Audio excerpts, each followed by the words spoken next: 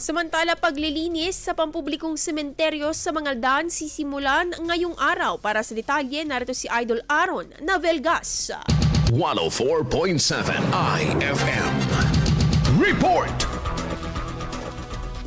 Sisimulan ngayong araw, Oktubre 18, ang paglilinis at pag-aayos ng mga puntod sa Mangaldan Municipal at Catholic Cemetery sa Barangay Gilig bilang paghahanda sa undas. Kahapon, nagsagawa ng ocular meeting ang lokal na pamahalaan, katuwang ang iba't ibang ahensya at barangay officials upang paghandaan ng daloy ng tao, trapiko at seguridad sa panahon ng pagbisita. Inalakay sa pagpupulong ang entry at exit points, mga ipinagbabawal na dalhin sa sementeryo at iba pang hakbang para sa maayos na operasyon sa undas. Pinaalalahanan din ng pamahalaang bayan ng publiko na itapon ng maayos ang mga basura at iwasang mag-iwan ng mga bagay na maaaring pagmulan ng sunog. Inaasang makatutulong ang maagang paglilinis upang maiwasan ang siksikan at abala sa mga oras ng undas. Kasama mo sa IFM News Dagupan, Idol Aaron Navelgas, Tatak IFM.